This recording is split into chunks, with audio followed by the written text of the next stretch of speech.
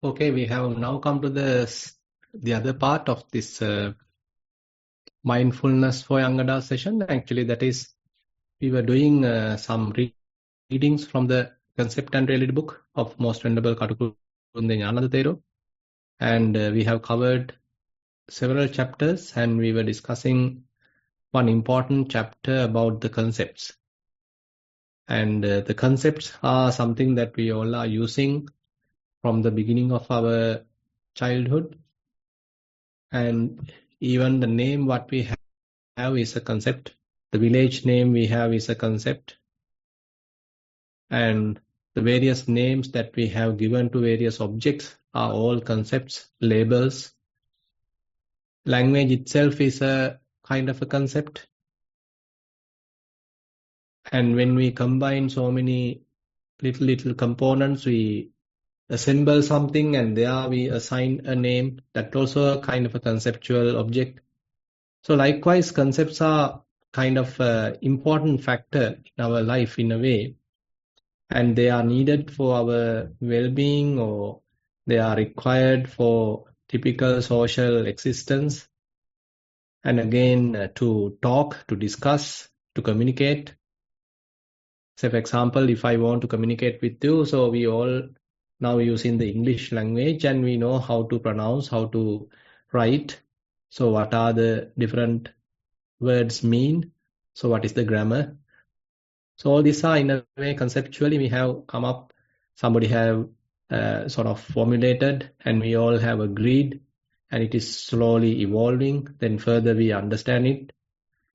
So likewise, these are in a way fairly common things we all are fairly familiar with. But still there is a little payoff.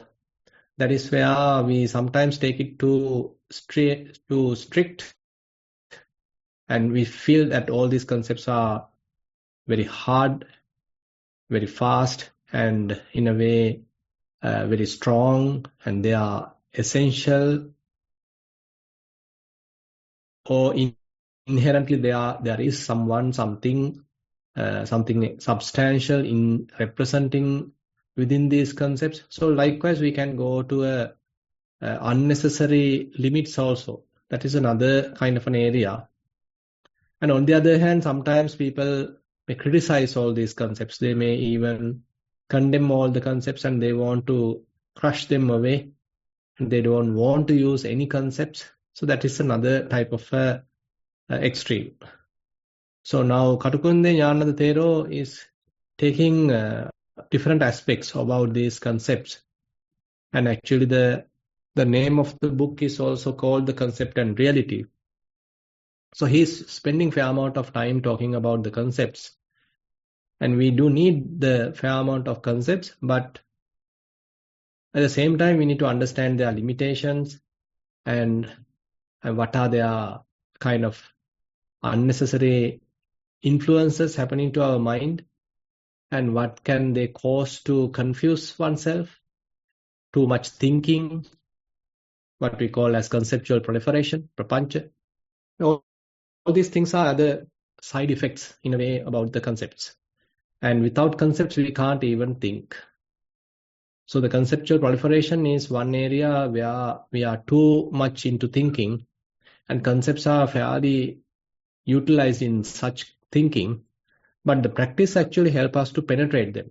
We understand their limitations, we understand the use of the concepts, and slowly we can even penetrate them. We can slowly, if necessary, we can abandon them, but still make use of them while we are progressing. It is not that we are hating the concepts, but we are using them in an effective way, a skillful way. Ultimately, there may be instances that we don't need concepts. Mind can rest in a more peaceful, sublime manner without adhering to concepts. So this kind of a view is something that we can understand through the teachings of the Buddha, and Katukunde Thero is highlighting using various suttas and taking some other modern literature and even some Mahayana so-called Mahayana books even. So he's giving a fair analysis onto various these things. But as a kind of a group which are more into the practice, so I think concepts are useful even to our practice. Say, for example, when we are breathing, so the body is taking care of breathing, but we are using very simple concepts like naming the process. So say that when breathing happens, so this inhalation. So inhalation is a name given to this inhaling process, that the air flow happens from the outside to the inside. So that process we name as a single name given, say the inhalation. Similarly, the exhalation. So we can name it, we can label it. So while we are aware of that particular process, we can name it, we can label it, we can note it.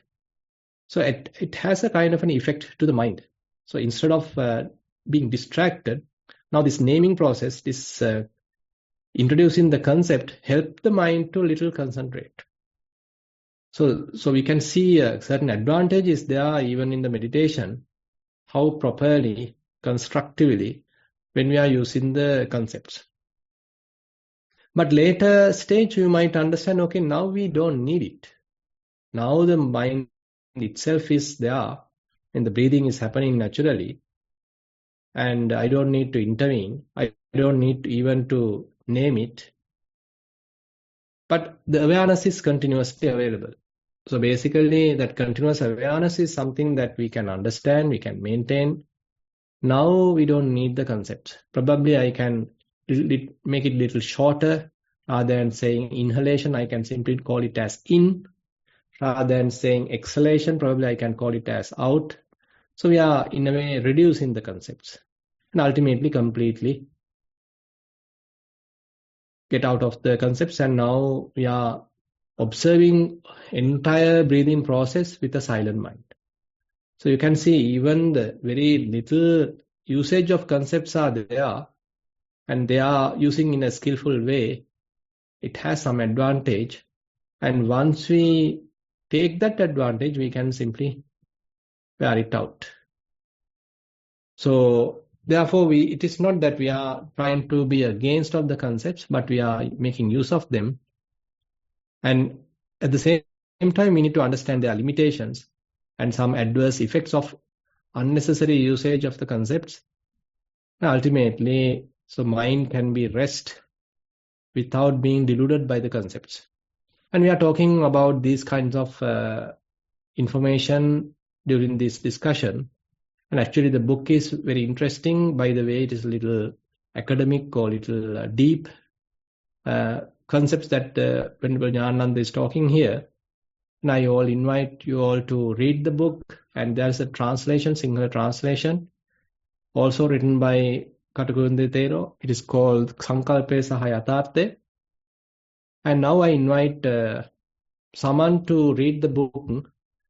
Maybe you can start from the paragraph which we have maybe touched during the last time, and so that we can connect our discussion from where we have stopped. Yeah, Bhante, I hope you can see my screen, right? Correct, yes. Yeah, so we stopped on page 94, last paragraph. Do you want me to start from there or one before? Maybe a little bit earlier from that.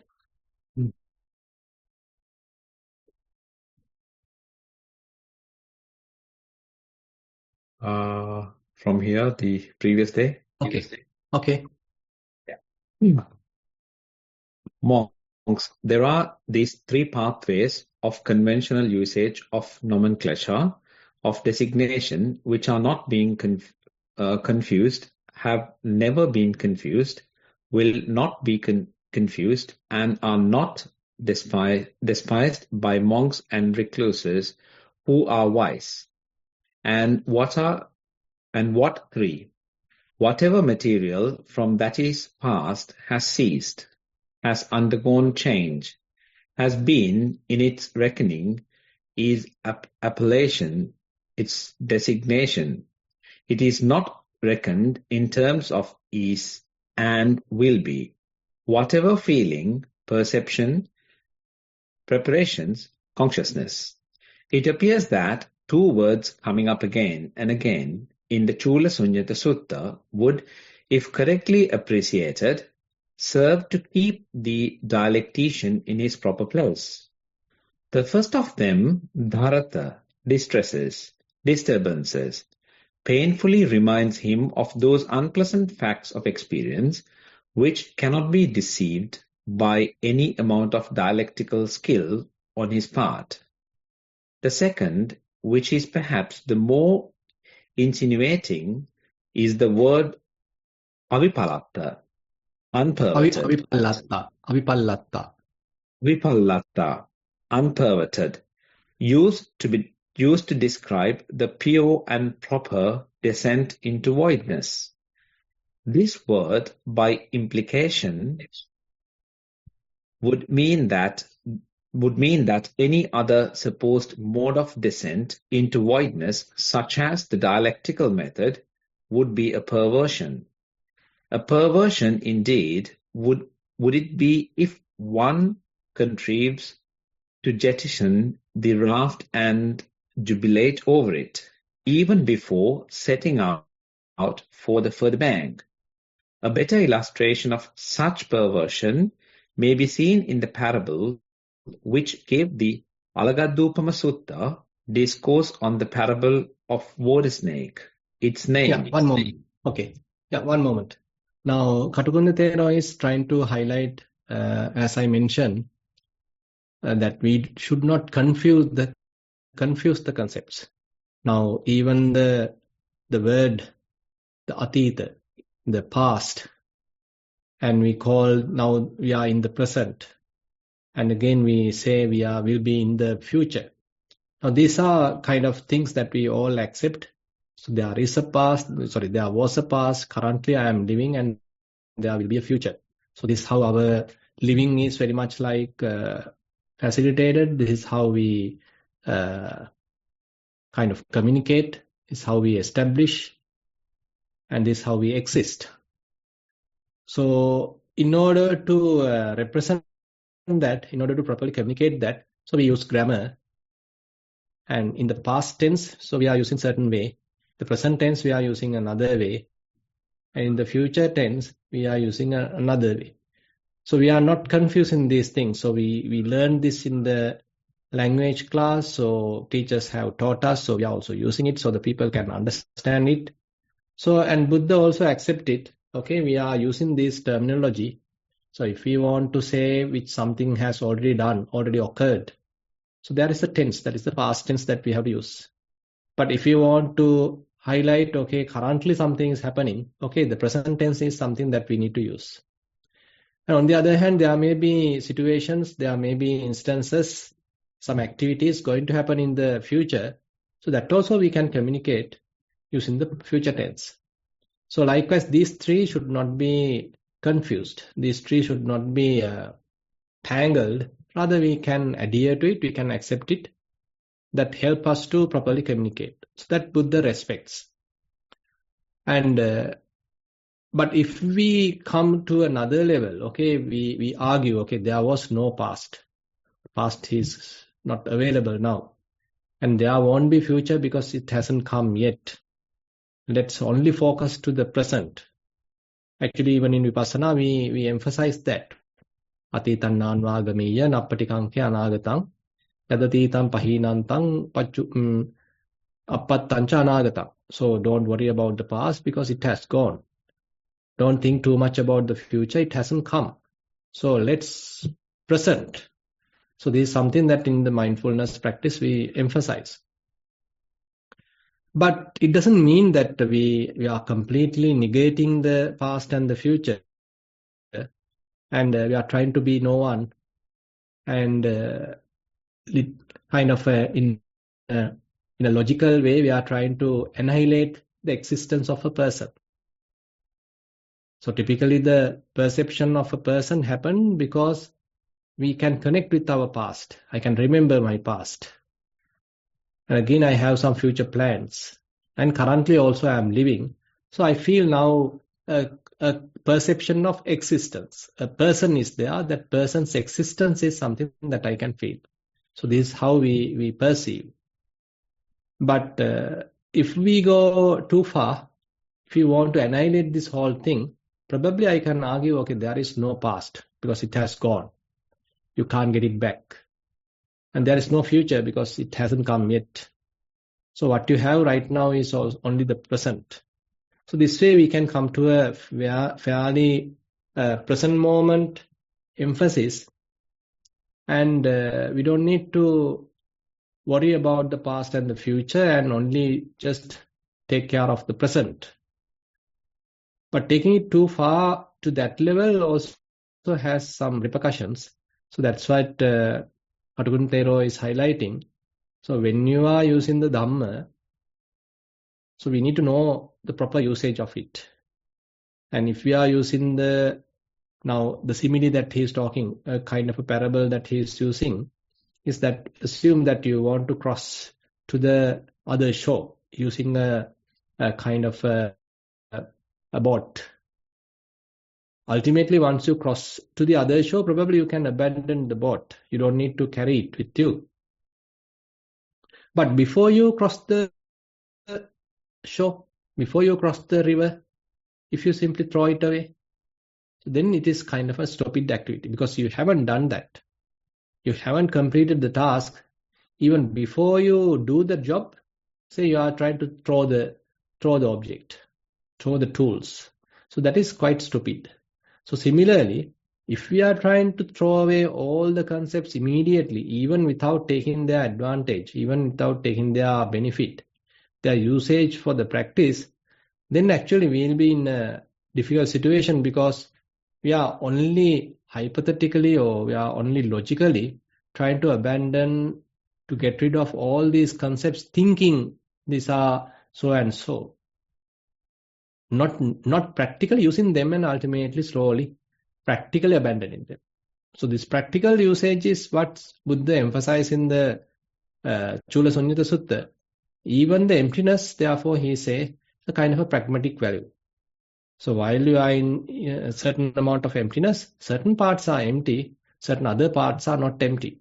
So it's so realistic. In a way, the Buddha's approach to emptiness is so realistic and so pragmatic. And it's a kind of a relative term that he is using, the emptiness. Emptiness is not a kind of a term which is used in its more, how to say, so the term emptiness has to be taken more practical way rather than more conceptual way. So while one is experiencing emptiness, there may be certain areas which is not empty. So emptiness and not emptiness is something experientially one may understand. So that is the message given in the Chula Sunyata Sutta. So there also Buddha uses a simile. Suppose that you are coming to a retreat, and once you come to a retreat, you may be away from the hustle of the city. Now you are not attending the school, college, or your office work. You are not closer to the airport. You are not closer to the, say, train station. So all that city hustle is not available to you. So you are empty of that. Assume, but now you are in the retreat center. Still, the retreat center has something. It may have certain rules and regulations. It also has certain retreatants. And it also has some other little things. With that, you are not empty. So basically, the way that Buddha presenting the emptiness to the practitioner is very realistic. Don't take it too far thinking that everything has to be empty. It is ultimately empty. Rather, you realistically understand that certain areas are empty, certain areas are not empty. So therefore, pragmatic usage of emptiness, experience of emptiness is something Buddha highlights. And we should not go to a very sophisticated, entirely logical, based on entire reasoning. We are coming to an ultimate kind of very hard type of emptiness is not something Buddha recommended. Say, for example, some people say during the meditation, so even if they feel something, they want to get rid of that. So how can I get rid of this feeling? How can I get rid of these thoughts? How can I get rid of even this little sensation? So why are we going to terminate it? So the meditation is not kind of a coming to a unconscious state. You can still be conscious. So as here Katukunda Thero highlights, in the Chodasunyata Sutta, Buddha talks about a very profound stage of the emptiness, that is the arhatship, where all the influxes of the karmasava, bhavasava, avijjasava, all those influxes are abandoned, fetters are abandoned. So you are empty of that, but you are not empty of the body-related sensations in a way that your body is still functioning. So certain amount of friction is coming because of the functioning of this living body. You can't get rid of that. You may completely abandon everything once you pass away, since there is no birth, so no friction at all. But till you are living, even the Arahant has to go through certain amount of friction. So that is the kind of a realistic point that Buddha is highlighting, even to the utmost kind of emptiness. So that is what here Paramanuttara Sunyata. So the Paramanuttara Sunyata means that is the most ultimate type of emptiness that Buddha is talking. That is the complete emptiness of all the defilements, all the unwholesome roots. Even that Buddha say not empty of this friction coming because of this living body. So the very pragmatic way that Buddha is putting his teaching without going to a kind of extremist view. Okay, Saman.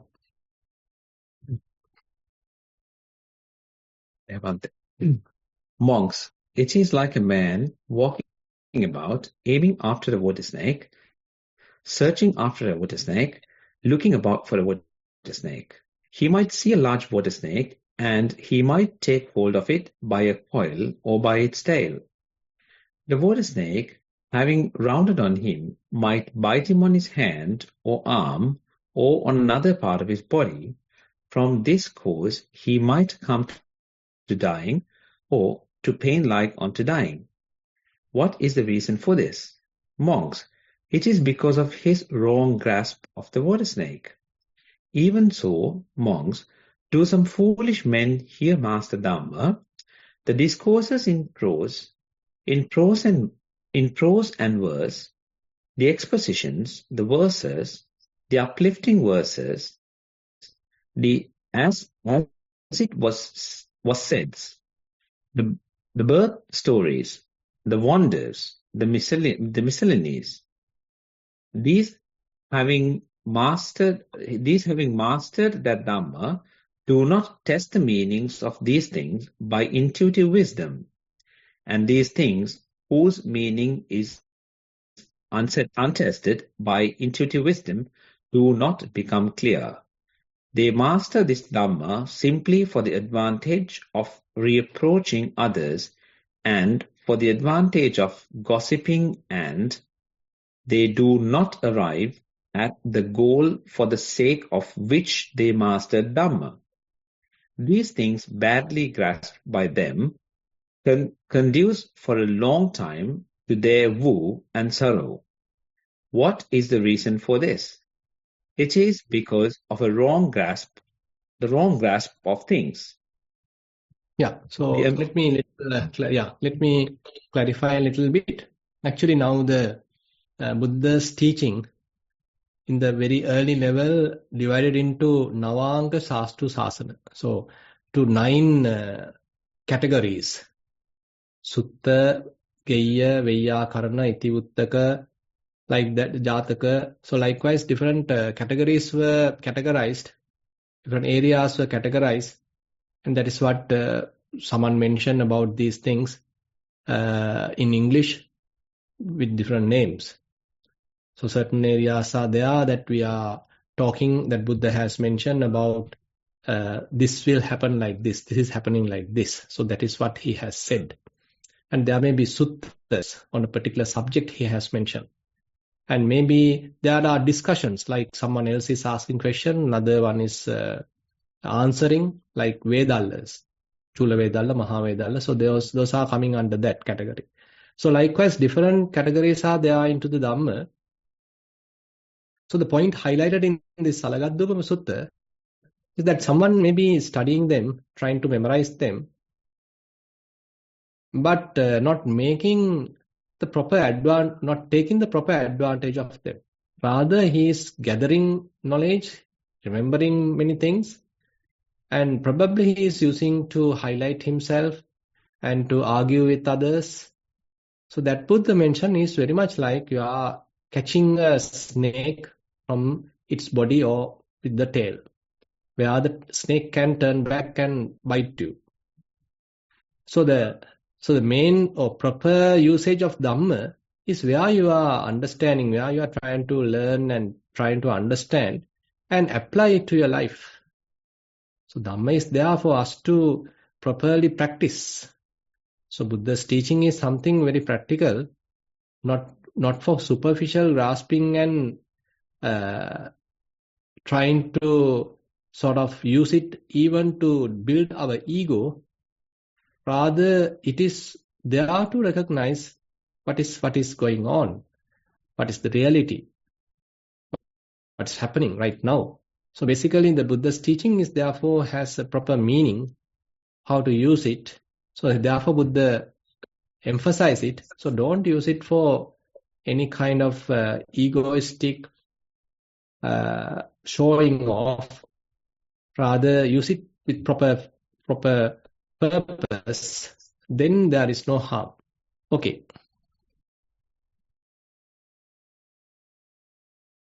The amusing story of the man who wished to carry the raft on his head after crossing over, out of a naive sense of gratitude for it, may be compared with the tragic story of the man who seized the snake by its tail. If the former's position is ludicrous, the latter's is dangerous, nay, suicidal. It may also be mentioned that the parable of the water snake was aimed at the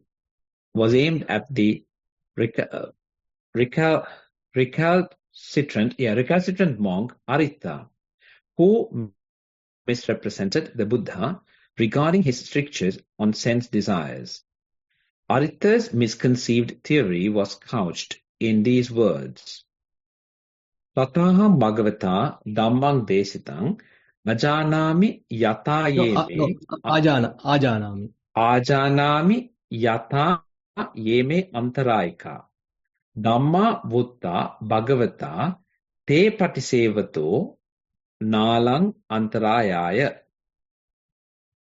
Insofar as I understand the Dhamma taught by the Lord, it is that in following those things called stumbling blocks by the Lord, there is no stumbling blocks at all. We have no clear indication in the sutta as to the dialectical process through which he arrived at his paradoxical conclusion, but the fact that he obstinately held on his view in the face of searching criticism by his fellow monks seems to suggest that he did have some dialectics in him. We seem to get a hint in the same direction in the Buddha's words cited above.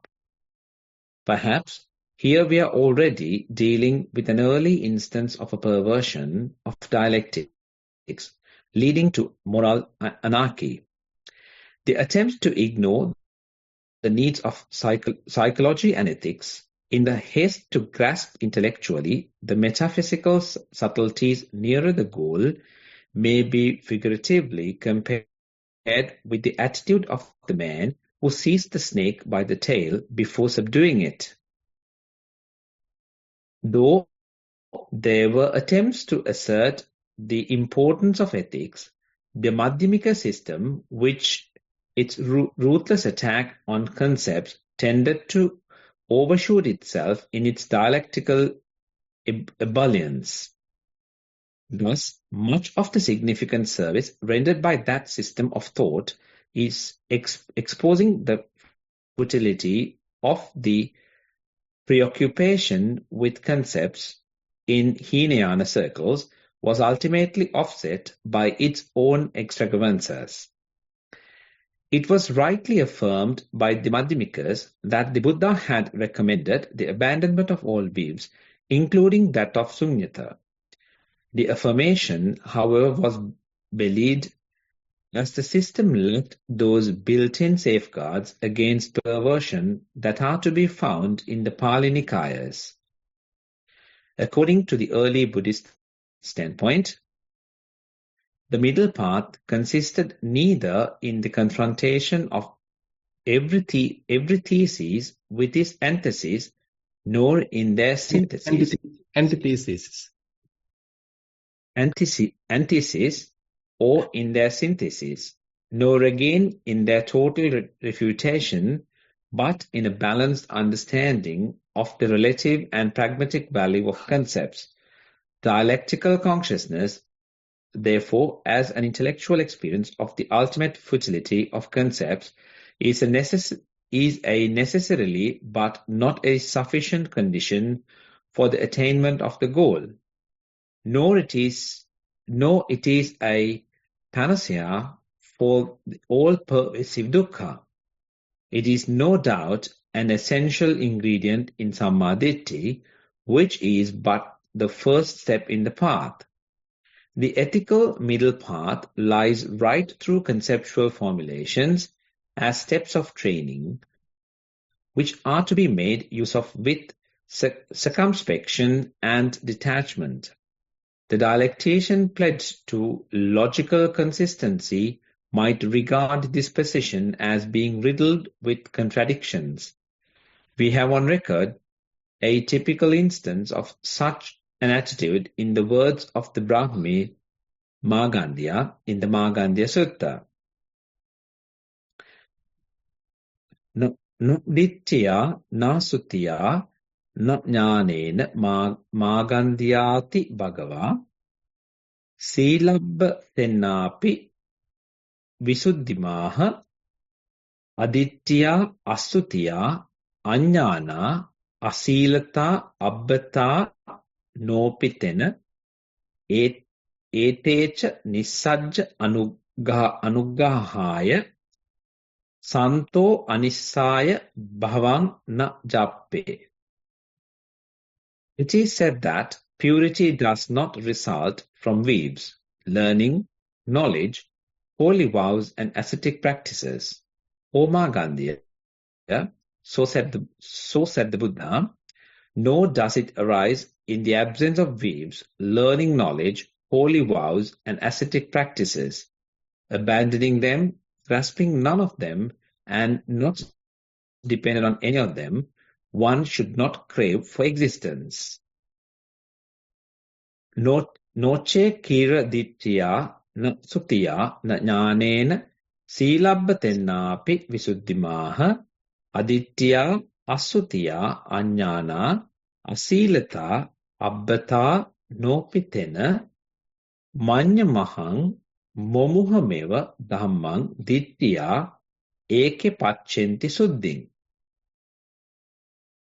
If you say that purity does not arise from weaves, learning, knowledge, holy vows and ascetic practices, so said Margandhya, and also if you say that it does not arise in the absence of weaves, learning, knowledge, holy vows and ascetic practices, then I consider that your teaching is foolish, for some arrive at purity through weaves.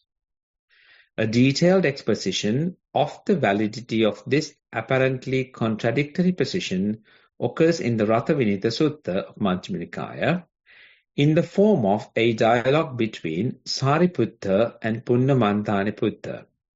The simile of the relay of 7 chariots by which Punna illustrates the inner consistency of the 7 stages of purity will serve to drive home the twin principles of relativity and pragmatism.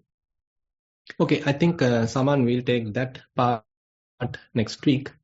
So basically, what Katapun Thero wants to particularly highlight is something that we need to make use of the concepts when they are necessary. We can make advantage of them, but knowing their limitations and still if necessary, to keep them entirely aside. So it's a kind of a mastering of the mind. So typically thinking is something happening entirely based on concepts. Anyone can't think without concepts. Concepts are essential part of thinking. You can't think without the concepts. So if you want to think about something or think about someone, so the concepts are essential. And if we don't know the limit, if we have no control, then it will lead to a conceptual proliferation. So that is the kind of a disadvantage of this conceptual thinking. And on the other hand, the practice helps us to slowly abandon that. Anyway, using it at the beginning properly, skillfully, you can use certain amount of concepts at the beginning. But ultimately, there may be a situation where you are coming to an area, arriving kind of a stage where you are experiencing complete inner silence.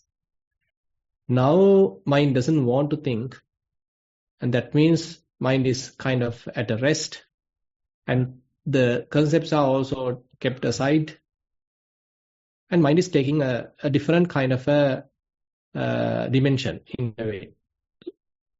So mind was with the concepts and entirely tangled with concepts, but now it is in a entirely non-conceptual state where you are resting in a way.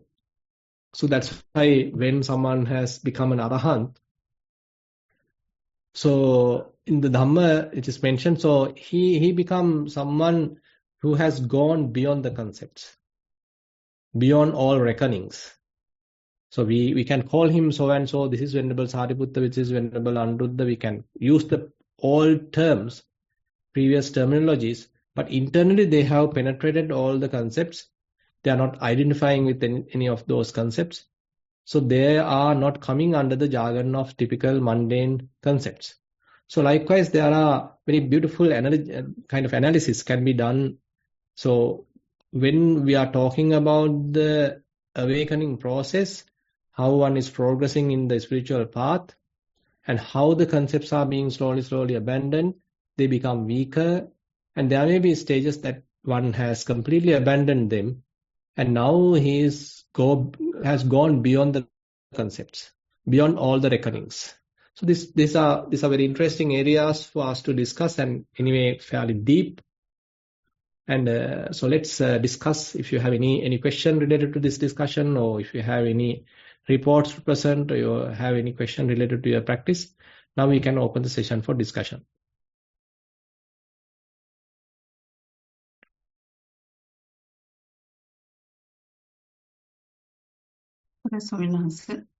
Yeah. Today we have 6 questions. Right. First one is mindful sitting, about mindful sitting. Dear Bhante, I am having difficulty in establishing some wholesome mental factors in meditation, such as saddha, effort and wisdom out of the 5 factors. Sati can be easily identified when I am not in sati. Samadhi, I think, is by one-pointedness. Can you please clarify this by an example? Thank you, with metta. That is the end of the question. Yeah, that's a good question. So in a way, the faith. So we all have faith. That's why we are trying to continue our path. So that's why we are coming to this session.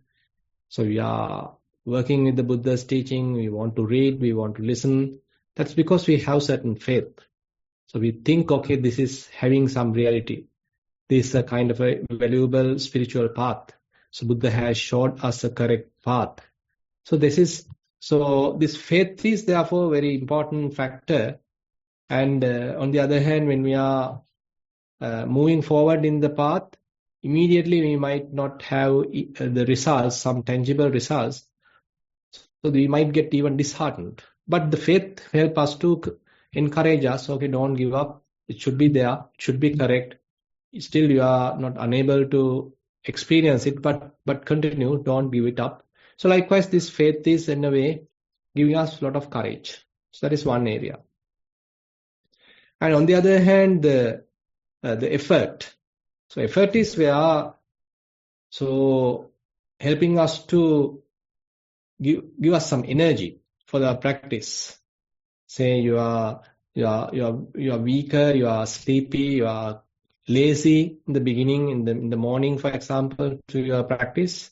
But the effort will drive you. Okay, you should wake up at this time. You should go to the sitting. You should go to the walking. So it's a kind of a driving energy that one is having in the mind. So that is what we call as the effort. And particularly sometimes we get discouraged because, as I said, because of lack of kind of time, or because lack of the results, or any kind of blissful experience. So any kind of eye-opening insights, we have nothing. But still the encouragement is coming because of the effort. So the effort help us to again bring us back. And on the other hand, the mindfulness, as you said, help us to ground ourselves, come to the present, be aware of what is going on. So that is the function of the mindfulness.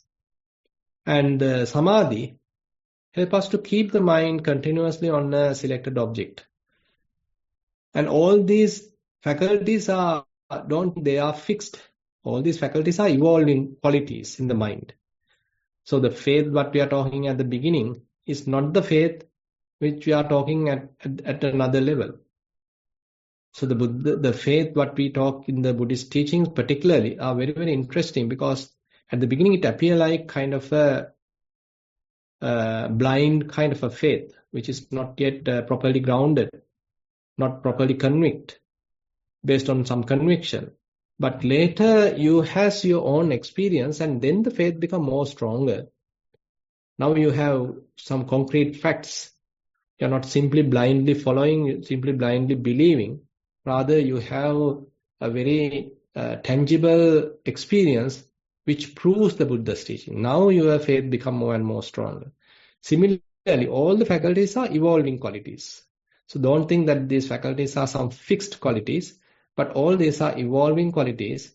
So the faith faculty we are talking at the beginning and how it has evolved as we continue is something that we need to understand. Say the effort, mindfulness, concentration, and wisdom all are very much like such kind of evolving qualities. Say, for example, the wisdom.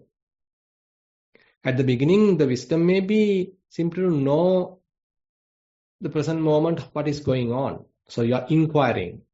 Okay, your foot is touching the ground and you can recognize some hardness, some softness. So it has some penetrative quality. It is not that you are thinking about it. Rather, you are distinctly experiencing it. You have some discriminative skill to recognize them properly. So therefore, that is to that level, that is a kind of a clear comprehension. That is to that level type of a wisdom.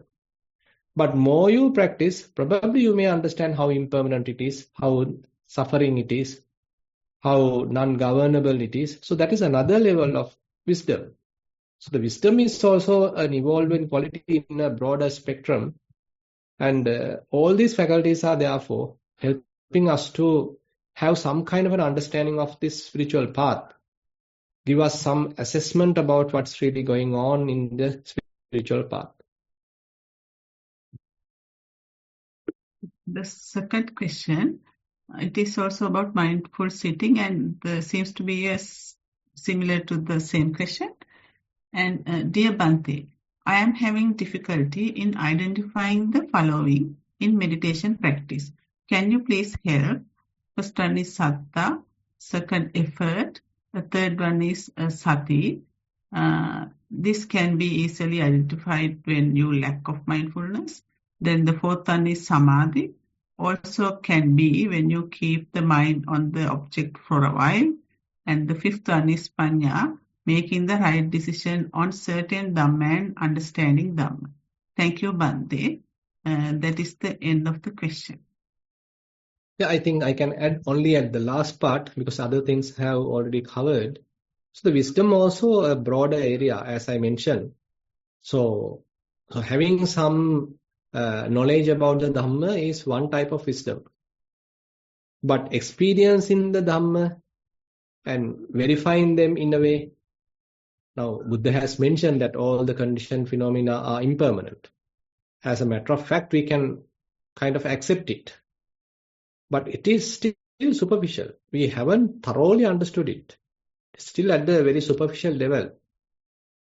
So the practice, particularly the vipassana practice, help us to internalize it, thoroughly experience it. Then it is happening as an insight in the mind. So therefore, the wisdom is also an evolving quality. In vipassana, that's why they have later introduced what we call as the vipassana knowledges.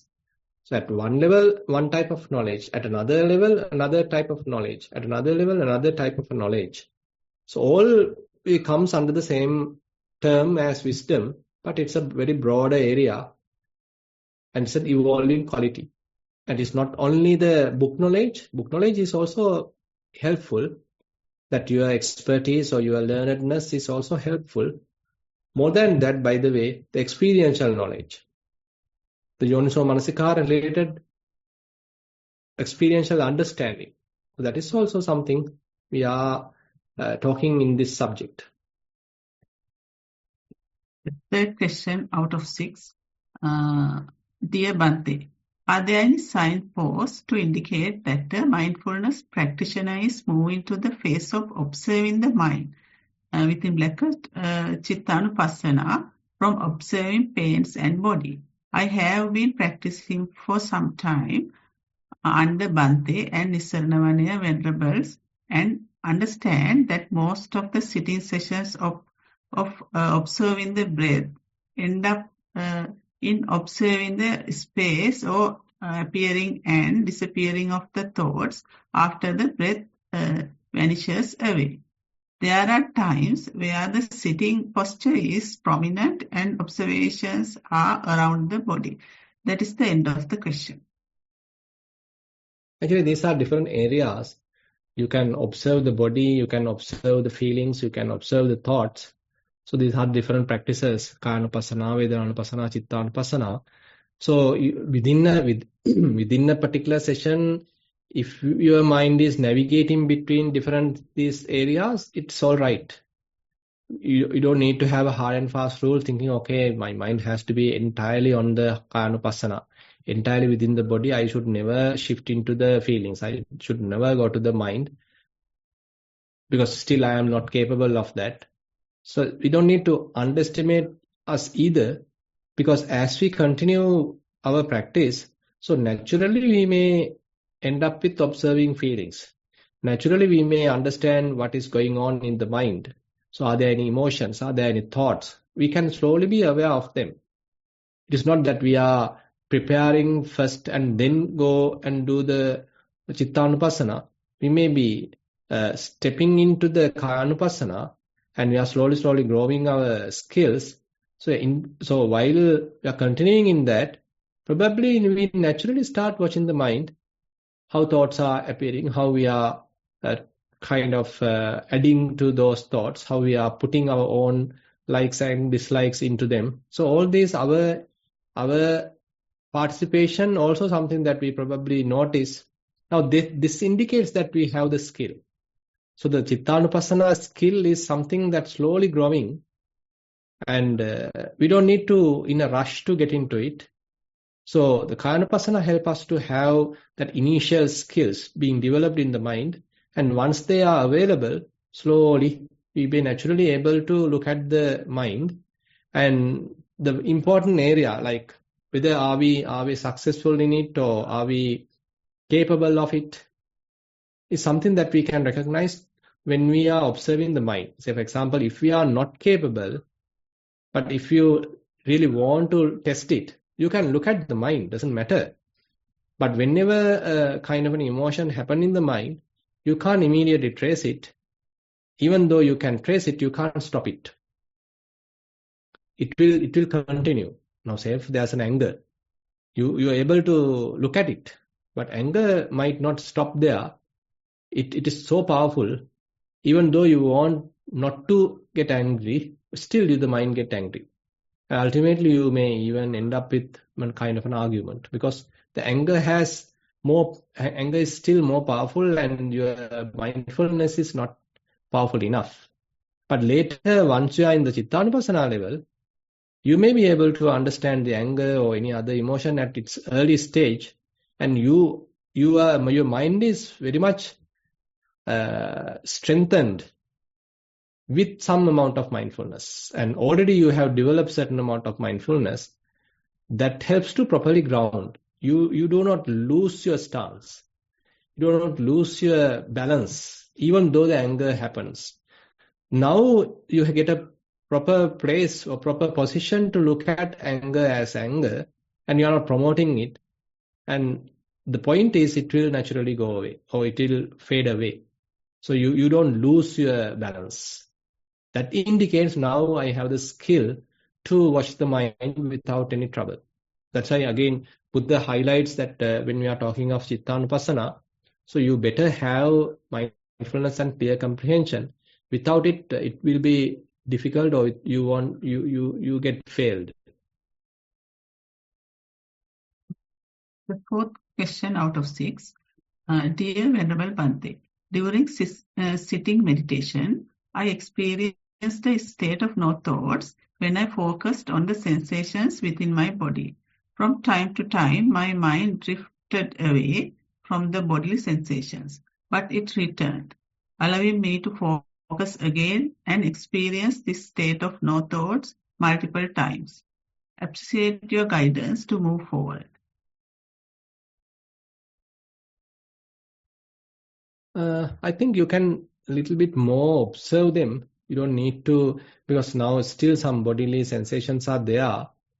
And actually it depends how much you have practiced and how much skill being developed. Now say for example, we went through some Kayanupassana and maybe even a little bit of about Vedananupassana, and you have observed certain sensations and now they have disappeared.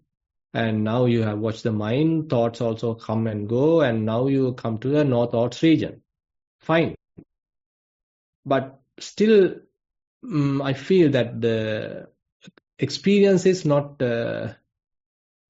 strong enough to maintain that state. And the body again, your mind again catch the experience of the body. Again, mind pay attention to the bodily sensations. Again, the sensations are there. So you very much like arrive that state in a premature level. So better observe more into sensations, and so that further you build up some wisdom. It helps us to slowly further abandon the sensations. And now the mind doesn't want to pay attention to them. Now you can obviously look at the mind, and now thoughts are coming and going. Okay, now you come up to the no thoughts area.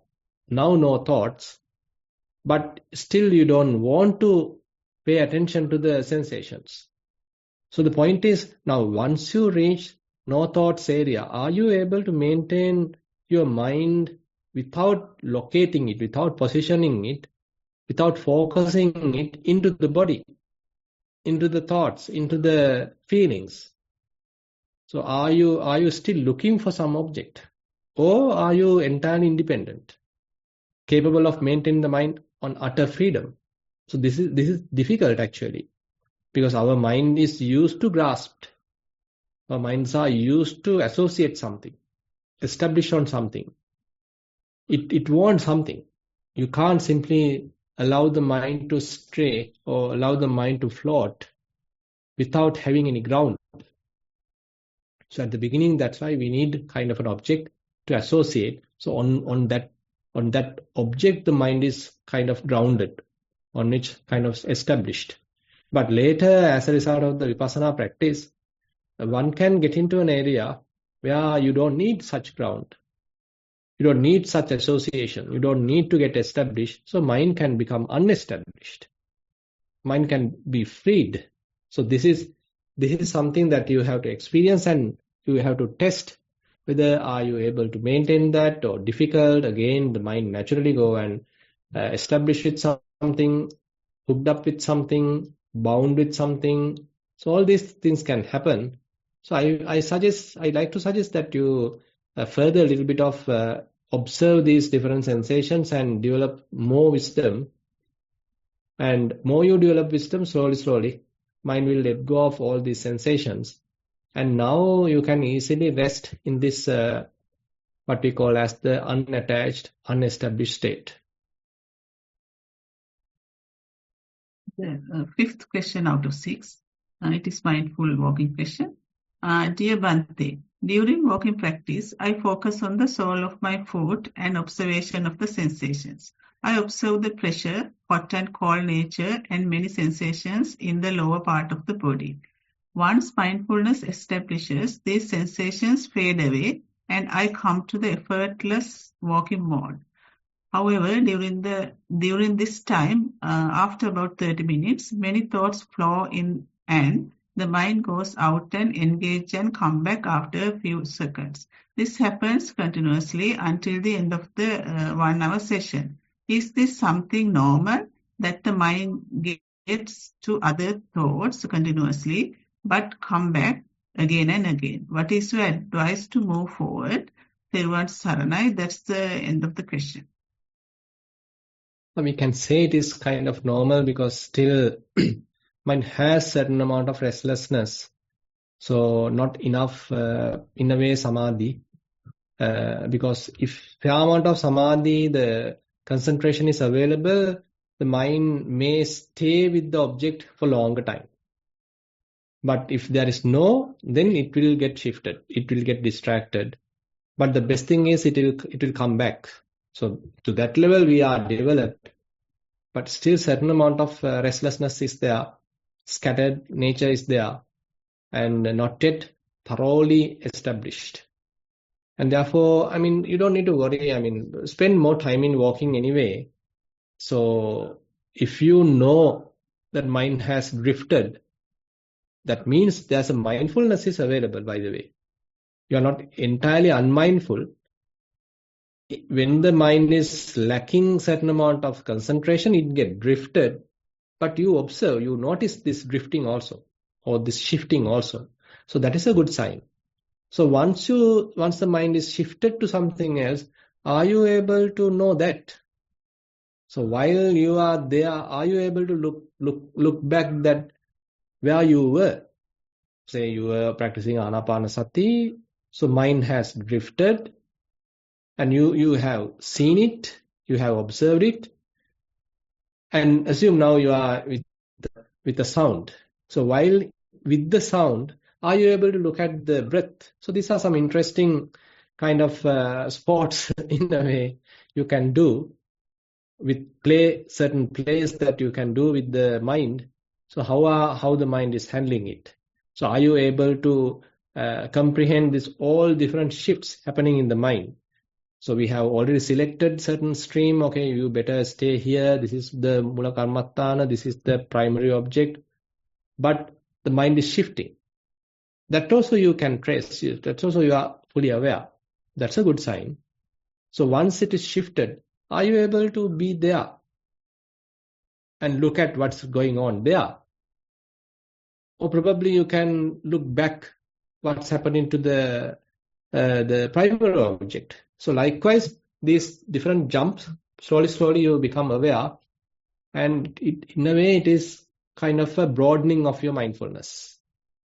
So don't think that the mindfulness is something that you strictly have to be with one object, discarding all the others. Rather, mindfulness is now broadening, widening. So you can look at certain stream and you can look at another stream as well. Sixth question out of 7. It's a general question.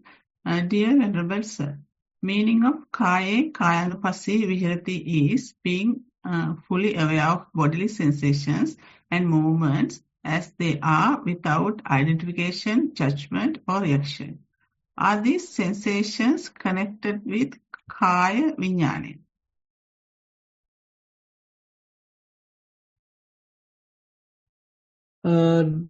Has to. Actually, the Kaya Viññāna help us to know them. But Kaya Viññāna is also not something permanent. So Kaya Viññāna is happening again and again. So different conscious instances are happening within the body. through Kaya Vinyana, we can distinctly know them. But Mano Vinyana also are there. So Kaya Vinyana is happening within the body, we can say. But you are knowing them using the Mano Vinyana. So we can say, so we can call them as Kaya Vinyana, or sometimes we can call them as Vedana, the feelings. Because these are, in a way, now you know that these different, what you call the 5 aggregates. So they are manifesting, they are happening, they are operating at the same time. But to which one are we going to emphasize? So in the Kanupassana level, we are emphasizing the body-related sensations, the body. But in the Vedananupassana, we are emphasizing the feelings. At Chittanupassana level, probably we are emphasizing the consciousness. So likewise, depending on which area we are emphasizing, to which area we are giving the prominence, so we have given different names. Kayanupassana, Vedananupassana, Chittanupassana, etc. But all these things are happening at the same time. So don't think that when Kayanupassana or Kaya Vinyana is happening, so say that the feelings are not there, perceptions are not there, consciousness is not there. So rather everything is happening at the same time, but we focus on to a selected one particular aggregate. So it is easy for us. It is practically easy for us. So that is the only thing for why we are paying on a particular attention onto one particular category. It is for our easiness, practical approach.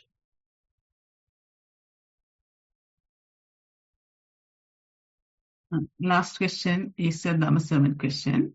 Dear Bhante, today's explanation on throwing away the raft before reaching the shore is very practical.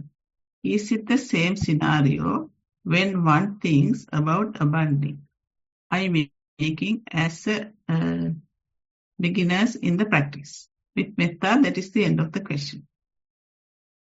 Abandoning eye-making. Yeah. Yeah, abandoning eye-making happening at the very early practice. That's a very good question. I also can agree with you because now, say for example, say you are into killing. You're killing animals, you don't have mercy, and you kill some animals. But when certain amount of regretting thoughts happening or someone else is accusing, you are trying to negate it, you are trying to disown it. Saying, okay, it is not me. There is no such person as me. So how are you going to call that it is me who did it? So you can use such kind of an argument. But the problem is you don't have even the basic ethics. You don't have the basic morals, moral values, moral code, morality. So therefore, we can't use this kind of fairly advanced techniques at the early stage of our practice. So better, first of all, have the kammasakata sammaditthi. So you become a human. Okay, you respect the others' lives. Everyone's right to live. So likewise, you are coming to a more human type of living, more human attitude.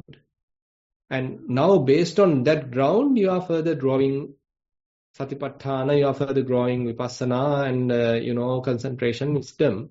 And there you reach another level. Okay, now you thoroughly understand, okay, you went through some mindful practice and fair amount of mindfulness development, concentration.